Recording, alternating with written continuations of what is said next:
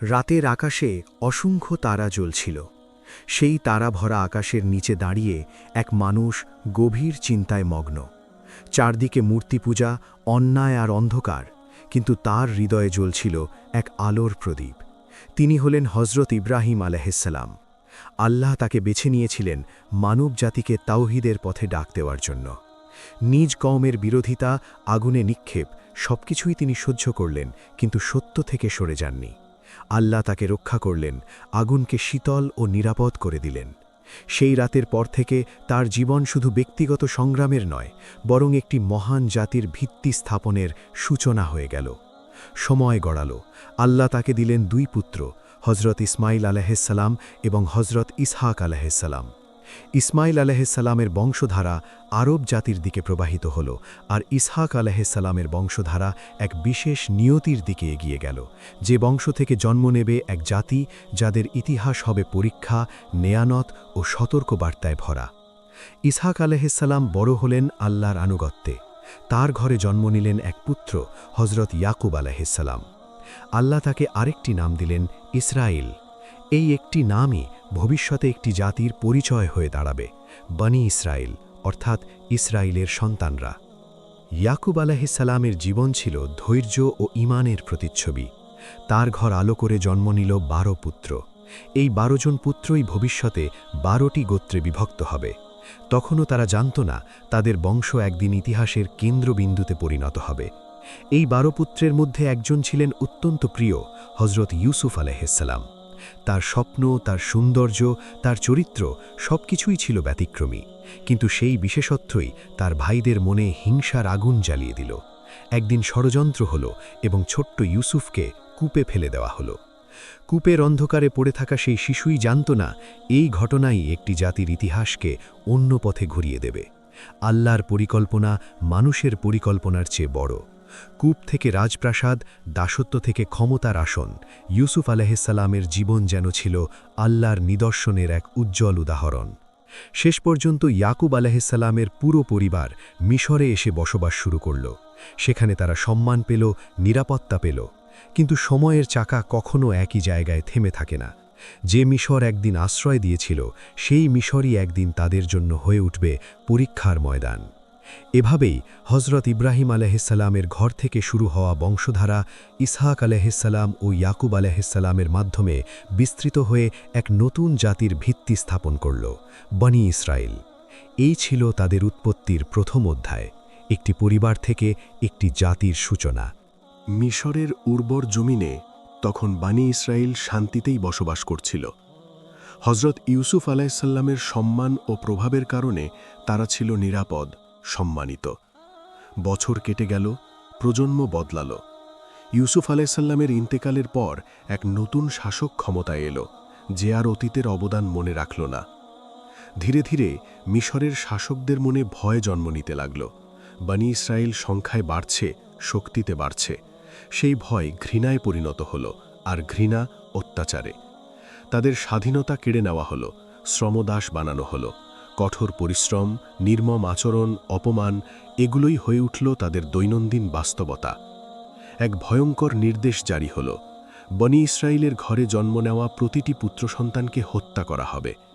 মাতৃকোল শূন্য হয়ে গেল, কান্নায় ভারী হয়ে উঠল আকাশ।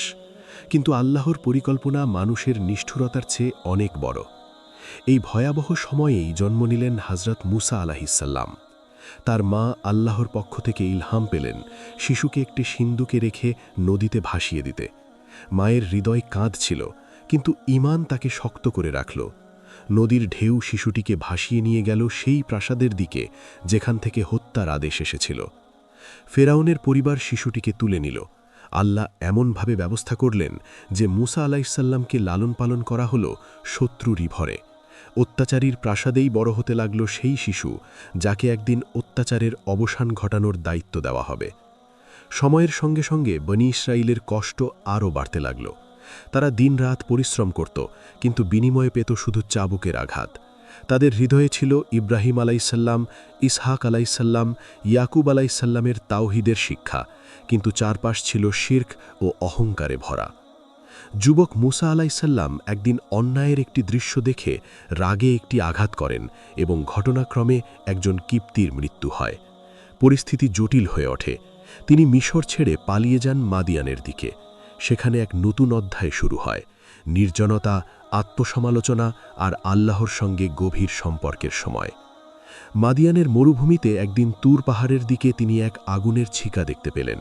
সেই আগুনের কাছেই আল্লাহ তাকে নবুয়াত দান করলেন এবং নির্দেশ দিলেন, ফিরে যাও, ফেরাউনের সামনে দাঁড়াও আর বনি ইসরাইলকে মুক্ত করো। এভাবেই বনি ইসরাইলের ইতিহাসে শুরু হলো মুক্তির সংগ্রামের অধ্যায়।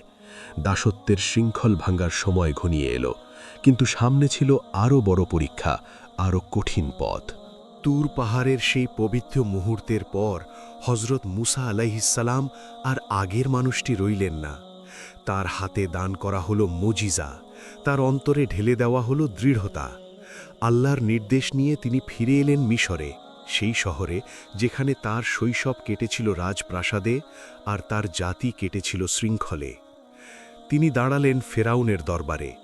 অহংকারে অন্ধ শাসক নিজেকে প্রভু দাবি করত। মুসা আলাইহিসসালাম শান্ত কণ্ঠে বললেন, বনি ইসরাইলকে মুক্তি দাও, এক আল্লাহর ইবাদত করো। ফেরাউন উপহাস করল, তাকে জাদুকর বলল। তখন আল্লাহর দেওয়া নিদর্শন প্রকাশ পেল। লাঠি সাপ হয়ে গেল, হাত উজ্জ্বল আলোতে জ্বলজ্বল করল। তবুও ফেরাউনের হৃদয় নরম হল না। এরপর শুরু হলো একের পর এক আযাব। নদীর পানি রক্তে পরিণত হওয়া, পঙ্গপাল, উকুন, ব্যাং, দুর্ভিক্ষ। প্রতিবার বিপদ এলে ফেরাউন প্রতিশ্রুতি দিত বনি ইসরায়েলকে ছেড়ে দেবে, কিন্তু বিপদ কেটে গেলে সে আবার প্রতিশ্রুতি ভেঙে ফেলত। অবশেষে আল্লাহ নির্দেশ দিলেন, রাতের অন্ধকারে বনি ইসরায়েলকে নিয়ে মিশর ত্যাগ করো। হাজারো মানুষ নিঃশব্দে শহর ছাড়ল। সামনে ছিল বিশাল সাগর, পিছনে ফেরাউনের বিশাল সৈন্যদল। আতঙ্ক ছড়িয়ে পড়ল। এখন কোথায় যাবে তারা? মুসা আলাইহিসসালামের অন্তরে ছিল অটল বিশ্বাস। তিনি লাঠি দিয়ে সাগরের দিকে আঘাত করলেন। আল্লাহর ইচ্ছায় সাগর দ্বিখণ্ডিত হল, পানি দেয়ালের মতো দাঁড়িয়ে রইল। বনি ইসরায়েল শুকনো পথ ধরে পার হয়ে গেল। ফেরাউন ও তার সৈন্যদল সেই পথেই ঢুকল, কিন্তু যখন তারা মাঝ পথে পৌঁছল, পানি আবার এক হয়ে গেল। অহংকারের সমাপ্তি ঘটল সাগরের গভীরে। এভাবেই বনি ইসরায়েল দাসত্ব থেকে মুক্ত হল, কিন্তু মুক্তি মানেই শেষ পরীক্ষা নয়, বরং শুরু। মরুভূমির কঠিন পথ, খাদ্যের অভাব, পানির সংকট সবকিছুই তাদের ঈমানকে যাচাই করতে লাগল। আল্লাহ আকাশ থেকে মান্না ও সালোয়া নাজিল করলেন, পাথর থেকে পানি প্রবাহিত করলেন। তবুও তাদের মাঝে অভিযোগ, অস্থিরতা, অতীতের দাস জীবনের স্মৃতি ফিরে আসতে লাগল। মুসা আলাইহিসসালাম তুর পাহাড়ে গেলেন তাওরাত গ্রহণ করতে। 40 দিনের অনুপস্থিতিতে তাদের অন্তরে দুর্বলতা ঢুকে পড়ল। এক ব্যক্তি তাদের জন্য বাছুরের মূর্তি বানালো, আর তারা আবার পথভ্রষ্ট হয়ে পড়ল। মুক্তির পরও অন্তরের শিকল ভাঙা সহজ ছিল না। এই অধ্যায় বনি ইসরায়েলকে শিখিয়ে দিল, শুধু বাহ্যিক শিকল ভাঙলেই হয় না, অন্তরের শিরক ও অবাধ্যতাও ভাঙতে হয়। সামনে তাদের জন্য অপেক্ষা করছিল প্রতিশ্রুত ভূমি, কিন্তু সেই ভূমিতে প্রবেশের আগে তাদের ঈমান ও আনুগত্যের আরও কঠিন পরীক্ষা বাকি ছিল। মরুভূমির উত্তপ্ত বালুর উপর দাঁড়িয়েছিল এক জাতি, দাসত্ব থেকে মুক্ত, কিন্তু অন্তরে এখনও দ্বিধা। হজরত মুসা আলাইহিসসালাম তাদের সামনে ঘোষণা করলেন, আল্লাহ তোমাদের জন্য একটি পবিত্র ভূমি নির্ধারণ করেছেন, সেখানে প্রবেশ করো, ভয় পেও না। সেই ভূমি ছিল কানান, যেখানে তাদের পূর্বপুরুষ হজরত ইব্রাহিম আলাইহিসসালামের স্মৃতি জড়িয়ে আছে। কিন্তু যখন গুপ্তচররা ফিরে এসে বলল সেখানে শক্তিশালী জাতি বসবাস করে, বিশাল দেহী যোদ্ধারা পাহারা দেয়, তখন বনি ইসরায়েলের হৃদয়ে সাহসের বদলে ভয় ঢুকে গেল। তারা বলল, আপনিও আপনার রব যান এবং যুদ্ধ করুন, আমরা এখানে বসে থাকব। এই বাক্য ছিল তাদের অবাধ্যতার এক কঠিন প্রকাশ। মুক্তির পরও তাদের ঈমান দুর্বল রয়ে গেল। আল্লাহর প্রতি ভরসা না করে তারা নিজেদের দুর্বলতাকেই বড় করে দেখল। এই অবাধ্যতার ফল এলো দ্রুত। আল্লাহ ঘোষণা করলেন, এই ভূমি তাদের জন্য হারাম করা হলো 40 বছরের জন্য। তারা মরুভূমিতেই ঘুরে বেড়াবে। এক প্রজন্ম শেষ হবে, নতুন প্রজন্ম গড়ে উঠবে। সেই 40 বছর ছিল শাস্তি, আবার শিক্ষা। অহংকার ভাঙার সময়, অন্তর শুদ্ধ করার সময়। এই দীর্ঘ যাত্রায় বনি ইসরায়েল বহু নবীর দিকনির্দেশনা পেল। তাদের ইতিহাসে পরবর্তীতে আবির্ভূত হলেন নবী ও নেতারা, যারা তাদের সঠিক পথে ফিরিয়ে আনতে চেষ্টা করলেন। সময়ের স্রোতে তারা একসময় কানানে প্রবেশ করল, সেখানে বসতি স্থাপন করল এবং ধীরে ধীরে একটি সংগঠিত জাতিতে পরিণত হল।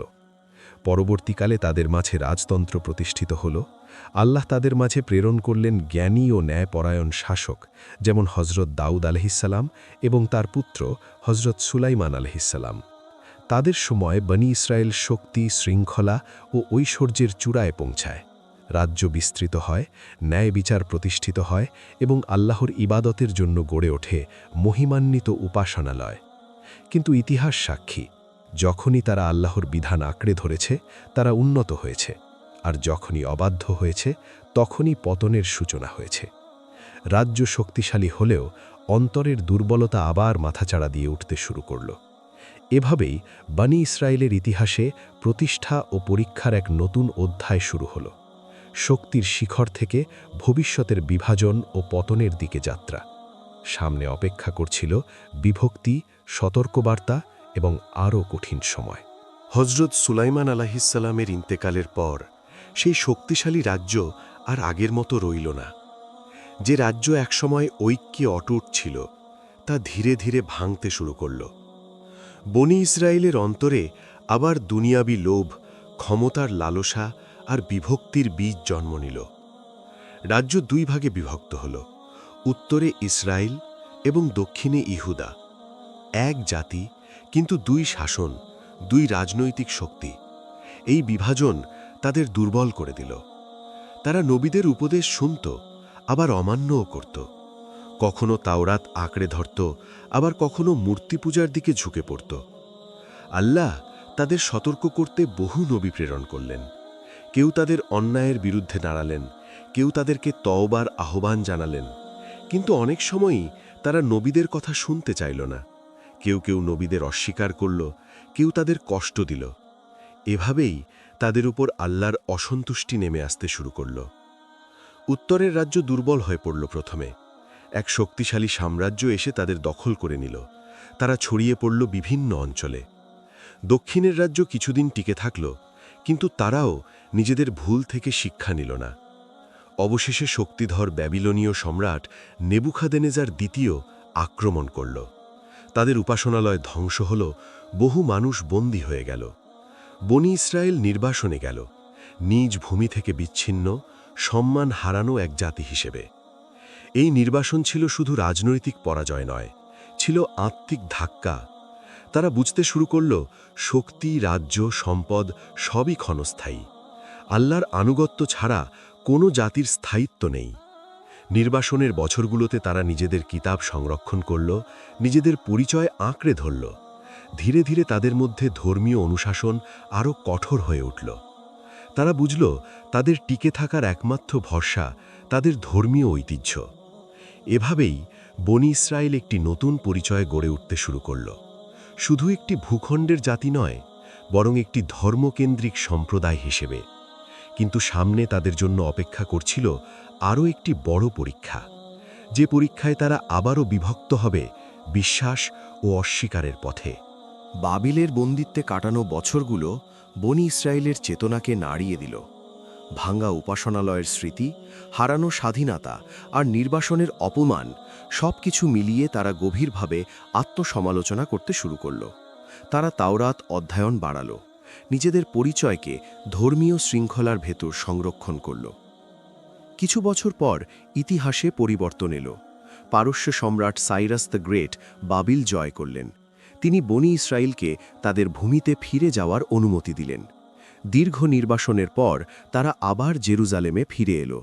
ভাঙা শহর, ধ্বংসস্তূপে পরিণত উপাসনালয়, কিন্তু অন্তরে নতুন আশার আলো।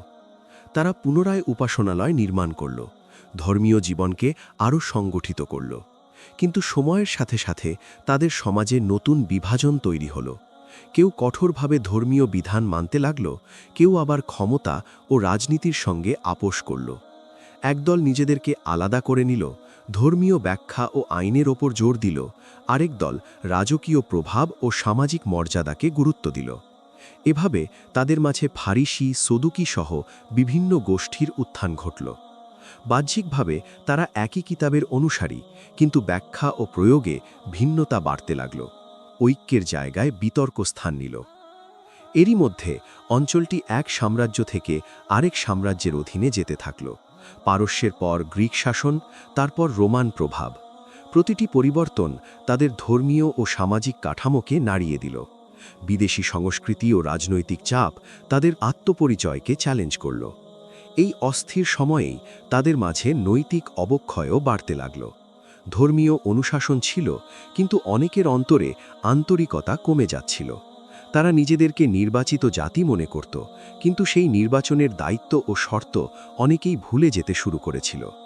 ইতিহাসের এই সন্ধিক্ষণে বনি ইসরায়েল আবারও এক নতুন নবীর আগমনের প্রতীক্ষায় ছিল, যিনি তাদেরকে পথ দেখাবেন, বিভক্ত হৃদয়কে এক করবেন।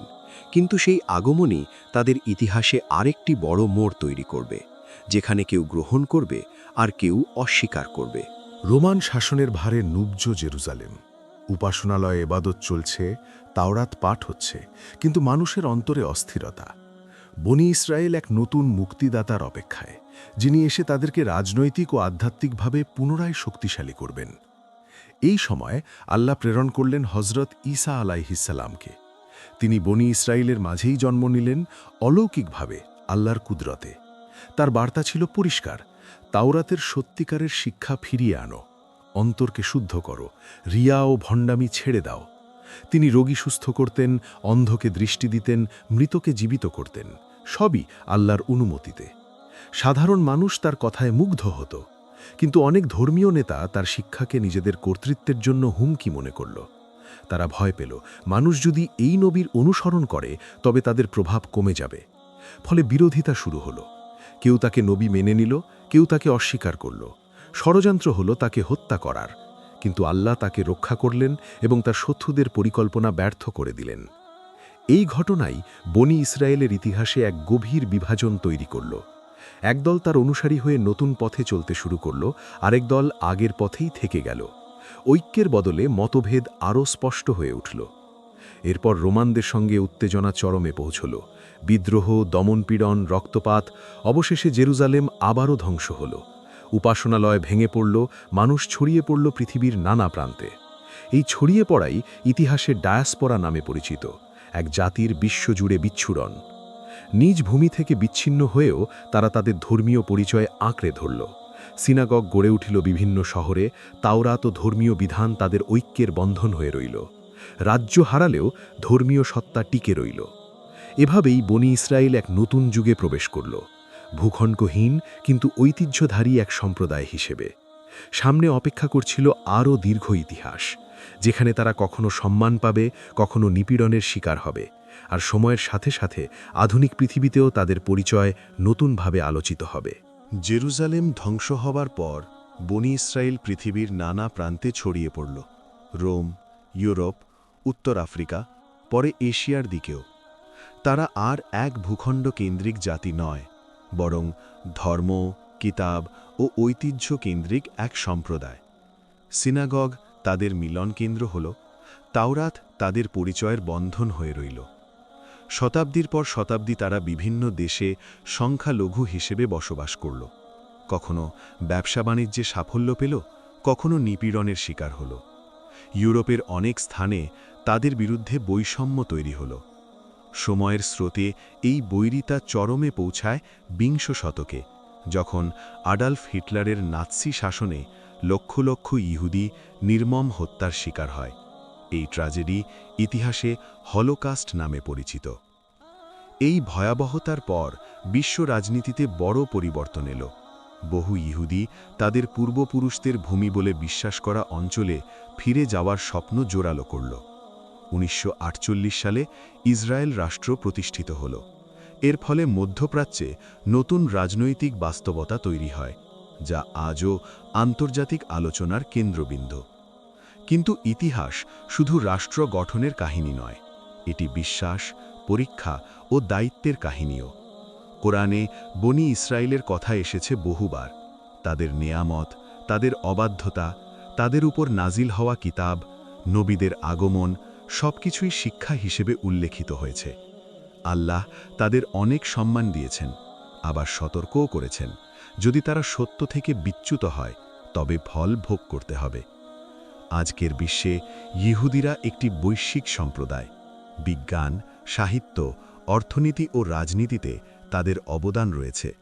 একই সঙ্গে তাদের ইতিহাস স্মরণ করিয়ে দেয়, কোনো জাতির মর্যাদা কেবল বংশ বা পরিচয় নয়, বরং ন্যায়, আনুগত্য ও নৈতিকতার উপর নির্ভরশীল।